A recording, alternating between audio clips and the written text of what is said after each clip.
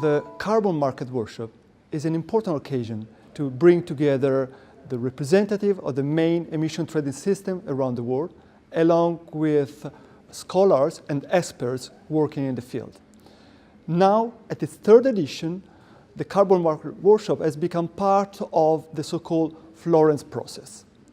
FSR Climate is very happy to host this important event, and I must confess, a bit proud of having started this event in September 2017 under the LifeSci project in collaboration with DG Climate. In my view, the Florence process is very important to align emission trading system, spur international cooperation on climate policy, what is badly needed if we want to address climate change in the future. So today we discussed market stability measures. The most successful has probably been the European MSR. It raised awareness, it increased prices, it gives back confidence. We have seen a price development from €5 to 25 over the last year and a half.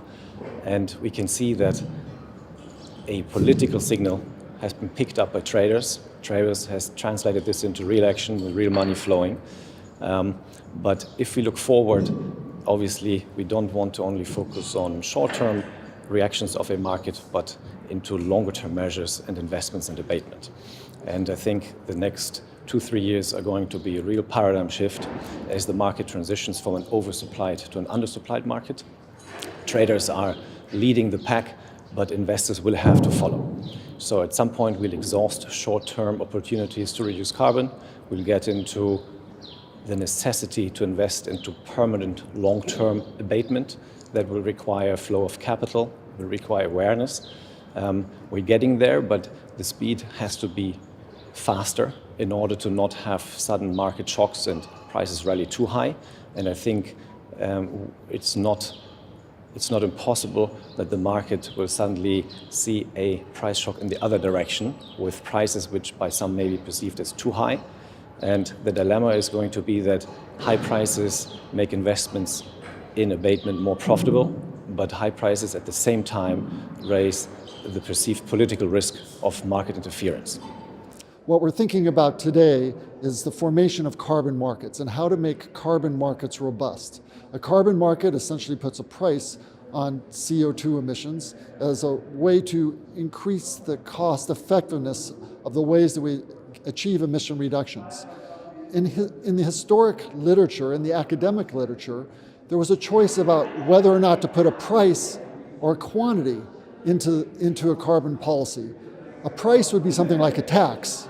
If you put a tax in place, you know what the price is going to be, but you don't know the quantity of emissions that are going to occur. And with a quantity instrument, something like cap and trade, you get the fixed quantity of emissions, but you don't know what the price is going to be. Well, this drove academics crazy for 40 or 50 years, and it led to really an unresolved question. And in the meantime, as they say, history happens while people are busy making other plans. Well, history happened in Europe and in North America, now in China and Korea and other jurisdictions. There is a move towards trying to put a price on carbon emissions. And the way that this has taken shape is actually a hybrid of these two approaches.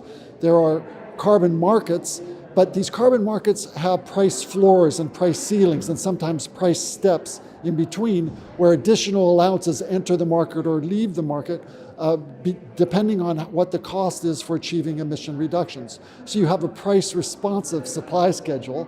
And so really what we've observed is a hybrid, a resolution of instead of thinking that it's prices versus quantities, what we observe is quantities with prices, and at different prices, different quantities enter the market.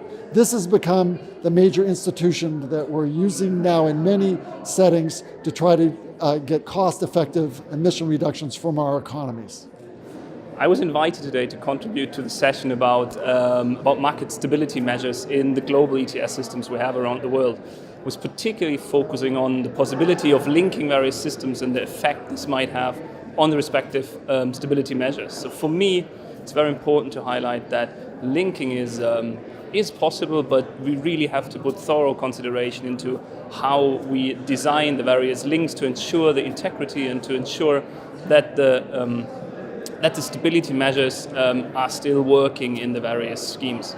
Second, what we discussed a little bit in our session was the measure which the European Union basically implemented, the market stability measure, and what kind of confidence it brought back to the market for investors, but also for the compliance operators to see much more longer-term clarity on the scarcity of the market. So here we have a clear indication that volume-based measures can actually work, and from the North American systems we know that these more price-bound measures are a good way to ensure the integrity of the systems. As said in the beginning, if we think about linking, that's something where we need to put a lot of thought in how to design the various schemes to keep basically the integrity of all of them. Thank you.